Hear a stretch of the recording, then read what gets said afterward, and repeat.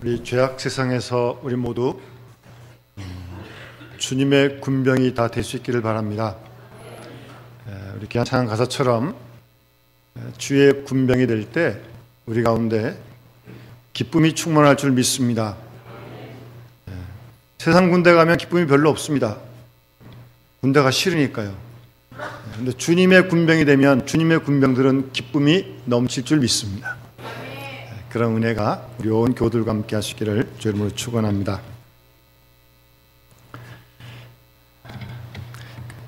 어떤 사람이 마차를 타고 가고 있었습니다. 그 사람에게 길 가던 사람이 잠깐 길을 물으면서 여기서 마을로 가려면 얼마나 걸립니까? 라고 물었습니다. 그 마차를 타고 가는 사람이 한 30분이면 됩니다. 그래요? 그래서 길을 묻던 사람이 미안하지만 좀 함께 타고 갈 수 있을까요? 그랬더니 얼른 타라고. 그래서 고마운 마음으로 올라탔습니다. 마차를 타고 한 30분 갔습니다. 그런데 마을이 보이지 않는 거예요. 그래서 타고 가는 사람이 이상해서 한 30분 지났는데 왜 마을이 보이지 않습니까? 라고 마차를 운전사에게 물었습니다. 그랬더니 그 마차를 끌고 가는 사람이 여기서는 마을이 1시간쯤 떨어져 있습니다. 그러는 겁니다. 아니 30분 걸려 그런다 그래서 같이 올라타서 왔는데 30분. 아니 거기서부터 또 1시간이 걸린다니 이상해서 물었습니다. 아니 그게 무슨 말입니까? 반 시간 지나 왔는데 왜 아직 1시간 남았단 말입니까? 라고 되물었더니 마차를 운전하는 사람이 지금 이 마차는 마을과 반대 방향으로 가고 있습니다. 그러더라는 겁니다. 그러니까 일루 갈 것을 이쪽으로 30분 가니까 1시간이 더 걸린 거죠. 여러분, 시간보다 방향이 중요합니다. 방향이 잘못되면 모든 시간과 노력 헛수고입니다. 목적지에서 점점 더 멀어지는 것입니다. 그래서 우리의 인생과 신앙의 방향이 참 중요합니다. 그래서 대충 적당히 해서는 안 되고요. 한 번 사는 우리의 인생 올바른 방향을 향해서 우리가 힘써 달려갈 수 있는 우리들이 될 수 있기를 바랍니다. 오늘 주신 말씀을 통해서 우리는 우리의 신앙을 다시 한번 점검하는 시간이 됐으면 좋겠고요. 그리고 내가 치닫고 있는 그 방향도 다시 한번 돌아볼 수 있는 시간이 되었으면 좋겠습니다. 우리의 신앙의 채널과 코드를 하나님께 잘 맞출 수 있기를 바랍니다. 혹시 좀 엉뚱한 방향으로 가고 있는 건 아닌지, 때로는 하나님 말씀을 무시하고 인간의 방법과 수단을 앞세우는 건 아닌지, 하나님이 기뻐하시는 방향이 아닌 사람들이 원하는 그런 방향으로 달려가는 건 아닌지 한번 우리 스스로를 점검하는 시간이 되었으면 합니다. 오늘 본문의 한나의 모습, 어찌 보면 우리 모두의 모습이라 할 수 있습니다. 본문에 나오는 한나는 우선 마음에 큰 고통이 있는 여인이었습니다. 본문에서 말씀하신 대로 10절에 보시면 마음이 괴로워서라고 말하고 있습니다. 마음이 참 많이 힘든 사람입니다. 그래서 통곡을 합니다. 그냥 통곡을 합니다. 보통 우는 게 아니라 그냥 통곡을. 그리고 11절에 보시면 주의 여정의 고통을 돌아보아 달라고 하나님께 기도를 합니다. 고통받는 사람이 오늘 본문에 나오는 한나입니다.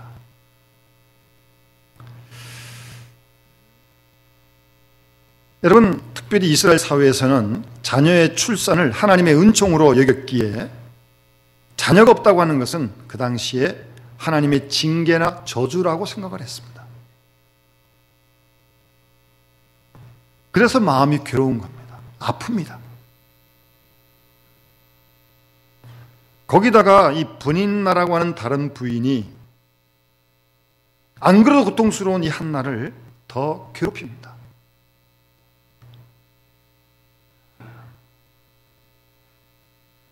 그렇지 않아도 상처가 많은데 더 많은 상처를 줍니다.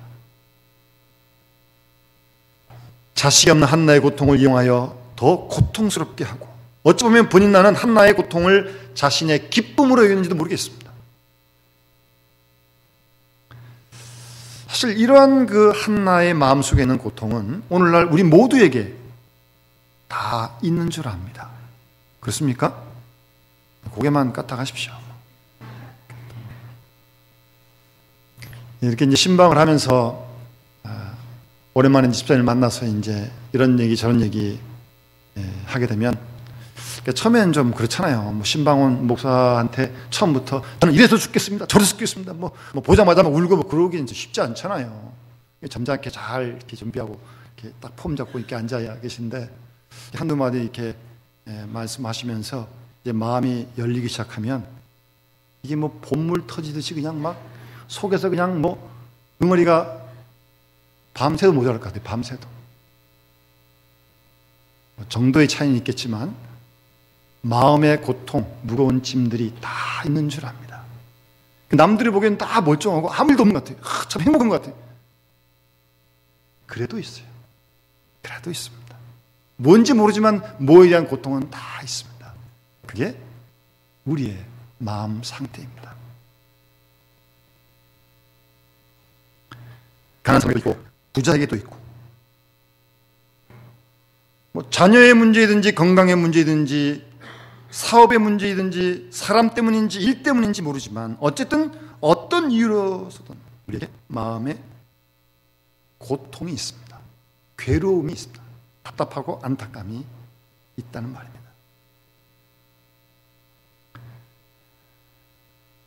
자녀가 없는 것이 고통이겠지만 또 자녀가 있기 때문에 있는 고통도 있습니다.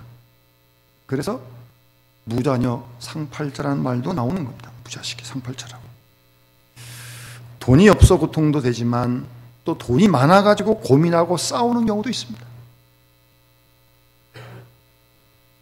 그래서 우리가 사는 이 세상은 고통의 바다다, 고해다 라고 그렇게 부르는 것입니다. 남에게 말할 수 없는, 아니 남이 모르는 그런 나만이 아는 그런 마음의 고통, 무거운 짐들이 다 있습니다. 제2차 세계대전 때 어떤 두 친구가 함께 군에 입대하게 되었습니다. 같이 훈련을 받고 어떤 전투에 참여하게 됐는데 마침 한 친구가 부상을 당해서 고통을 당하고 소리를 지르고 있습니다. 그 다른 친구가, 같이 갔던 친구가 가서 구하려고 가겠다고 그쪽으로. 같이 있던 선임하사가 안 된다고. 너 가면 너도 힘들고 이미 부상을 당했는데 안 된다. 너 가지 마라. 둘 다 죽을 필요 없지 않느냐. 그래서 끝까지 가겠다고 이 친구는 계속 선임하사한테 얘기를 합니다. 어쩔 수 없이 가봐라고. 가서 구해오라고. 1시간 좀 지나서 찾아갔던 친구가 자기도 그동안에 부상을 당하고 결국 부상당하게 된 친구는 죽었는데 그 시신을 안고 돌아왔습니다. 그랬더니 선임하사가 너 내가 가면 안 된다 그러지 않았냐고. 왜 가가지고 이렇게 이미 죽었는데. 그랬더니 부상당한 친구가 아닙니다. 충분히 그럴 만한 가치가 있었습니다 라고 하면서 제가 친구한테 갔을 때 친구는 아직 살아있었습니다. 그러면서 내가 친구 옆에 무릎을 꿇을 때 부상당한 그 친구가 그래 난 내가 올 줄 알았어 라고 말하면서 숨을 거뒀다고 그렇게 얘기를 하면서 제가 그 친구에게 갈 만한 충분한 가치가 있었습니다 라고 그렇게 대답을 했다고 합니다. 여러분, 이 고통이라고 하는 것은 가치가 있는 친구입니다. 고통 때문에 우리는 인내를 배우기도 하고 겸손해지기도 하고 고통 때문에 기도를 배우고 고통 때문에 하나님을 조금씩 더 알아가는 것입니다. 그래서 시편 110편 시인은 71절에 고난당한 것이 내게 유익이다 그렇게 고백하는 것입니다. 고통당하는 게 내게 유익이었다고요. 제가 어느 글을 읽다 보니까 고난이라고 하는 포장지란 제목이 있어요. 포장지는 포장지인데 고난이란 포장지라는 겁니다. 한번 들어보세요. 어떤 사람이 죽어서 천국에 갔습니다. 가서 보니까 천사들이 뭘 열심히 포장하고 있더랍니다. 뭐라고 있느냐고 물으니까 사람들에게 줄 복을 포장하고 있다고 그렇게 말을 했다고 합니다. 복이 사람들에게 가기까지 잘 전해지도록 포장을 해서 보내는 거라고. 그리고 복을 포장하는 포장지는 고난이라는 겁니다. 고난은 단단해서 내용물이 파손되지 않고 잘 벗기지 않으니까 포장용으로는 아주 제격이라는 겁니다. 그러면서 천사가 하는 말이, 그런데 사람들이 고난이라는 껍데기만 보고 그 안에 복이 들어있는 줄도 모르고 어이쿠 무섭다면서 받지 않고 피해버리거나 받아놓고서 껍질을 벗기고 그 안에 들어있는 복을 꺼낼 생각을 하지 않고 고난만 붙잡고 어쩔 줄 몰라 한다는 겁니다. 포장지를 어떻게 벗기냐고 물으니까 고난이라는 포장지를 벗기고 복을 꺼내는 열쇠는 감사라고 대답하더라는 겁니다. 감사. 고난을 무서워하거나 피하려고는 하지 말고 감사하면서 받으면 껍질이 벗겨지고 그 속에 있는 복을 받을 수 있게 된다는 말입니다. 그런데 사람들이 고난으로 포장된 선물을 받으면 감사하기보다는 불평을 해서 껍질이 더 단단해지는 바람에 그 안에 있는 복이 세상에 나와서 보지도 못하는 경우가 많다고요. 제목이 고난이라는 포장지입니다.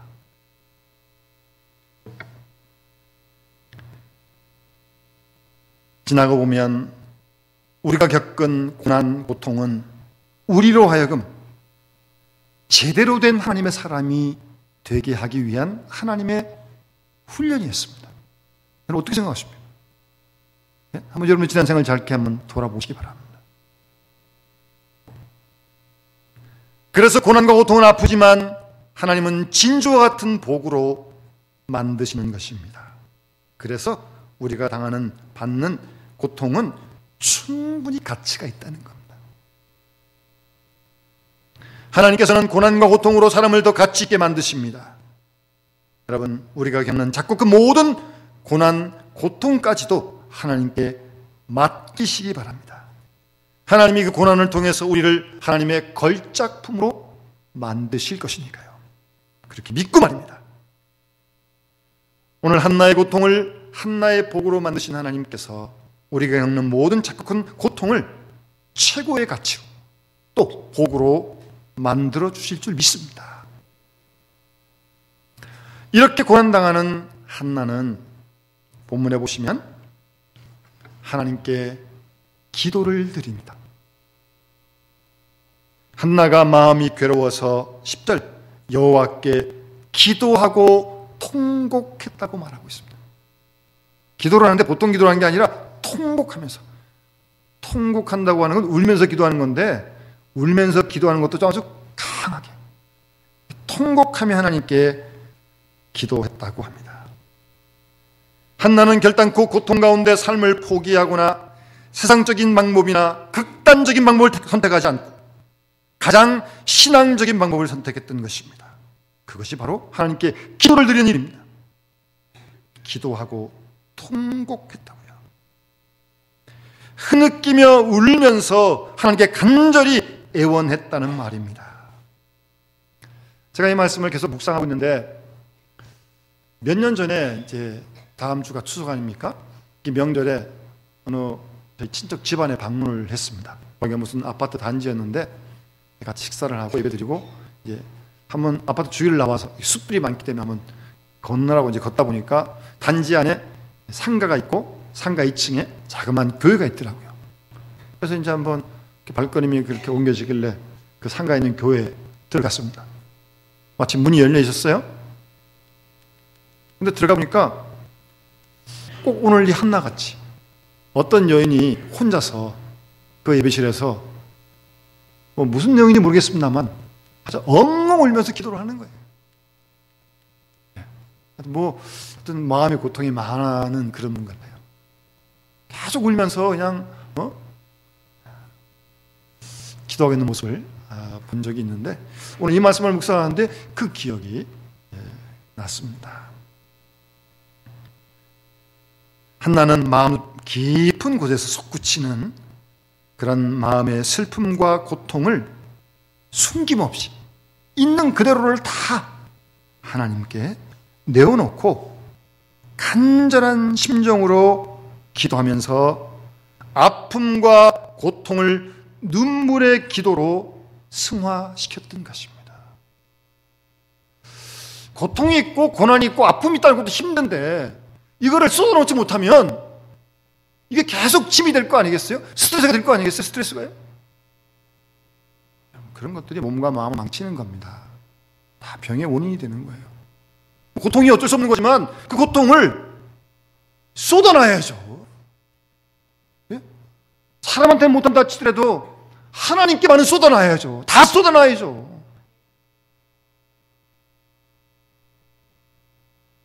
그러면서 아들을 주시면 그 아들을 나신이로 바치겠다고 그렇게 소유에게 하는 서원 기도를 드렸던 겁니다. 여러분, 고통 중에 드리는 기도는 주위의 비난과 고통을 이기게 하는 방패와 무기입니다. 한나는 고통 가운데 사람과 싸우거나 사람을 상대하지 않았습니다. 하나님을 상대로 눈물과 소원의 기도를 드렸던 위대한 믿음의 사람이었던 것입니다. 우리가 잘 아는 존 웨슬리는 경건한 생활을 위해서 언제나 자신에게 7가지 질문을 했다고 합니다. 한번 여러분 스스로도 한번 그 질문을 해보시기 바랍니다. 첫 번째는 나는 항상 기도하는가? 자신에게 계속 물었던 것입니다. 여러분 항상 기도하십니까? 두 번째는 순간마다 하나님 앞에서 즐거워하고 있는가? 자신에게 그렇게 질문을 했다는 거예요. 순간마다 하나님 앞에서 법궤가 들어올 때 다윗이 막 기뻐 뛰면서 춤을 췄던 것처럼 그렇게 기뻐하고 있는가? 여러분 물어보시고 거기에 대답을 좀 해보시기 바랍니다. 문제요? 문제 때문에 기뻐하지 못한다고요? 그런 문제가 계속 있으면 언제나 기뻐 못하게 해요? 문제는 언제 있는 거니까 문제에도 불구하고 하나님 앞에 나가서 기뻐해야죠. 세 번째는 모든 경우에 감사하는가? 늘 자신에게 그런 질문을 했다는 겁니다. 사람이 살다 보면 불평도 생기고 그런 거 아니겠습니까? 짜증도 나고 말입니다. 그럴 때도 하나님께 감사하는가? 자신에게 늘 물었다는 거고요. 그리고 나는 욕심내는 것이 없는가? 이거 정말 물어야 합니다. 나도 모르는 사이에 내 속에 이상한 욕심이 있는데 욕심을 내고 있는지 물어야죠. 하나님의 기뻐하시지 않는 정욕으로 말미암는 욕심이 있는지를 물어야죠. 그래야 경건한 신앙생활을 할 수 있는 거 아니겠어요? 그리고 나는 두려워하는 일이 없는가? 예? 두려워하는 일이 없는가? 성경은 두려워하지 말라고 말씀하시는데. 예. 그리고 나는 내 중심에 계속적으로 하나님의 사랑을 느끼는가? 그런 질문을 계속했다는 거예요. 여러분 매일매일 삶 속에서 하나님의 사랑을 느끼십니까? 아침에 눈을 뜨시면 뜨는 대로 길을 걸을 때 푸른 하늘을 보면서 하나님의 사랑을 순간순간 느끼십니까? 아니 힘들 때 어려울 때 그런 사랑을 느끼세요? 아니, 그런 사랑을 느껴 살죠. 예, 그런 사랑 못 느끼면 못 사는 거죠. 하나님이 언제나 우리를 사랑하시는데 그걸 우리가 믿는데 믿는다면 그 사랑을 경험을 해야죠. 예, 그런 질문을 계속했던 겁니다. 자신에게. 끝으로 한 가지 더, 무슨 말을 하든지 무슨 일을 하든지 그것이 하나님을 기쁘시게 한다고 대답할 수 있는가? 그런 질문을 자신에게 계속했다는 거예요. 내가 이 일을 하고 이런 말을 하는데 이 일을 하고 이런 말을 하면서 하나님을 기쁘시게 드린 건가? 정말 이 일이 그렇게 자신의 신앙을 위해서 계속 질문했다는 겁니다. 그 중에 참 중요한 건 항상 기도하는 질문인데 여러분, 두 나무꾼의 이야기가 있지 않습니까? 한 나무꾼은 아침부터 저녁까지 열심히 쉬지 않고 나무를 했습니다. 두 번째 나무꾼은 한 50분쯤 하고 10분 쉬고 50분 하고 10분 쉬고 그렇게 나무를 했습니다. 근데 그러면 시간적으로 보면 첫 번째 나무꾼이 훨씬 더 나무를 많이 되는 거 아닙니까? 안 쉬고 있으니까. 근데 결과는 그렇지 않았습니다. 두 번째 나무꾼이 훨씬 더 나무를 많이 했습니다. 나중에 보니까. 왠지 아세요? 10분간 쉬는 동안에 두 번째 나무꾼은 나무하다 보면 이 도끼가 자꾸 이렇게 무뎌지는 거 아니에요? 날을 가는 거예요, 날을. 무뎌진 도끼가 아무리 나무 해봐야 능률이 오르겠습니까? 날을 갈아야죠. 무뎌진 날을 갈아야죠. 그래야 나무가 잘 될 거 아니겠습니까? 바쁘세요? 분주하세요? 기도할 시간이 없을 만큼 바쁘시다고요? 바쁜 건 좋습니다. 열심히 하세요. 뭐든지. 나쁜 일 아니면. 그런데요, 그 와중에 모든 하는 일을 딱 멈추고 하나님께 기도하는 시간을 한번 꼭 가지시기 바랍니다. 아멘. 여러분들의 생활에 변화가 생길 줄 믿습니다. 아멘.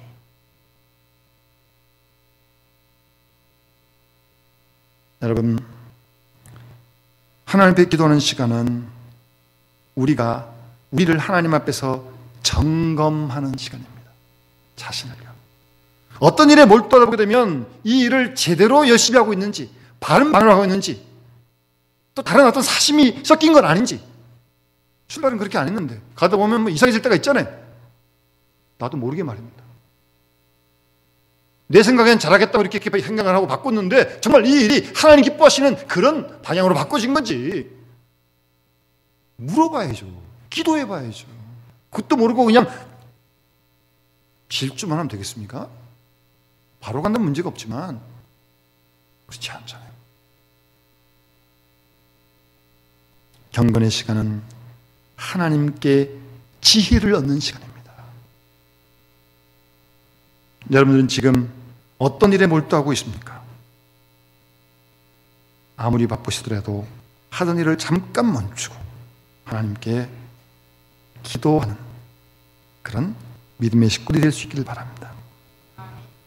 우리 신앙생활에서 기도가 차지하는 비중은 아무리 강조해도 지나침이 없습니다. 그래서 성경은 쉬지 말고 기도하라고 말씀하시고 사무엘도 기도하기를 쉬는 죄를 범치 않겠다고 말하는 겁니다. 구하라고 말씀하시고 찾으라고 말씀하시고 문을 두드리라고 말씀하시고 믿고 기도하면 주께서 응답하시겠다 약속하십니다. 기도는 우리의 호흡이고 기도는 하나님과의 대화이기 때문에 더욱더 기도해야 합니다. 한나는 기도의 사람이었습니다. 특별히 가장 고통스러울 그때 하나님께 나와서 그 괴롭고 안타까운 그 마음을 쏟아놓는 그런 기도의 사람이었던 것입니다. 우리에게도 작고 큰 마음의 고통과 짐들이 다 있습니다. 그런 무거운 짐과 고통을 하나님께 나아가서 쏟아놓으실 수 있길 바랍니다. 그랬던 고통 중에 기도하는 한나는 사무엘이라고 하는 하나님의 놀라운 기도의 응답을 받게 되는 것을 우리가 다음 본문을 통해서 우리는 잘 압니다. 한나에서 사무엘까지는 고통과 기도가 있었다는 사실을 기억해야 합니다. 사무엘은 고통과 기도의 열매입니다. 사무엘이라는 이름 자체가 여호와께서 들으신다는 뜻 아닙니까? 사무엘은 기도의 응답으로 태어난 아들이고 그리고 한나는 이 사무엘을 하나님께 나신인으로 온전히 드리게 되는 것입니다. 한나가 비난과 고통 속에서도 통곡하며 마음 깊이 인내하며 때로는 술 취한 여인으로 오해를 받으면서까지도 기도했을 때 하나님께서 가뭄에 시원한 생수를 준 것 같은 사무엘을 응답으로 주셨던 것입니다. 하나님께서는 통곡하는 눈물의 기도와 하나님께 나신으로 드리겠다고 하는 서원 기도를 기뻐하시고 응답해 주셨던 것입니다. 적당히 드리는 형식적인 기도나 자신만을 위한 이기적인 기도는 곤란합니다. 눈물과 땀과 피를 드리는 생명이 담긴 기도를 하나님은 기뻐하시고 응답하시는 줄 믿습니다. 우리 모두는 이 한나의 통곡하는 기도 그리고 소원하는 기도를 배워서 실천할 수 있어야 할 것입니다. 우리의 욕심을 채우는 기도에서 벗어나서 하나님의 뜻을 이루어 드리기 위한 그런 기도를 드려야 할 것입니다. 한나는 사무엘을 기도의 응답으로 받았지만 그 사무엘을 기꺼이 하나님께 온전히 드리자 하나님께서는 사무엘을 크게 들어서 사용하셨던 것을 우리는 성경을 통해서 잘 압니다.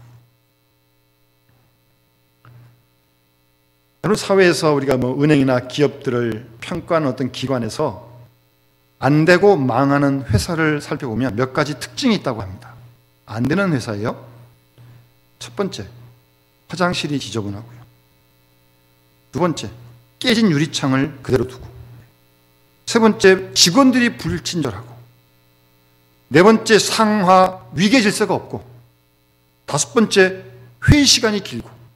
여섯 번째, 임원 교체가 빈번하고. 일곱 번째, 낯선 사람이 출입이 잦고. 특별히 여덟 번째, 사장이나 회장이 역술인, 점치는 사람들 아닙니까? 그들을 의존해서 회사를 경영하는 회사는 대부분 다 망하는 특징이 그렇게 사회에서, 기관에서 조사한 거니까요. 충분히 근거가 있는 내용일 것입니다. 여러분, 지금의 나를 보면, 오늘의 나를 보면 우리의 미래를 알 수 있습니다. 미래는 지금 오늘의 결과물이기 때문입니다. 지금이, 오늘이 우리의 미래를 결정할 것입니다. 우리는 지금 혹 어려움 고통 중에 있다 할지라도 기도해야 할 것이고요. 그리고 하나님께 헌신을 다짐해야 할 것이고요. 그러므로 우리를 통해서 하나님의 뜻을 이 땅에 이루어드리는 귀한 믿음의 식구들이 다 되어줄 수 있기를 간절히 소원합니다. 고통과 기도와 응답은 한나의 것인 동시에 우리 모두의 것인 줄 믿습니다. 오늘 이 시대에 우리 모두가 이 시대의 한나가 되어서 고통 중에 하나님께 기도하고 기도함으로 응답받는 가운데 주의 뜻을 이루어드리는 우리 귀한 믿음의 식구들 될 수 있기를 우리 주의 이름으로 축원합니다. 우리 찬송 539장 함께 우리 찬양 부르면서 봉헌하겠습니다.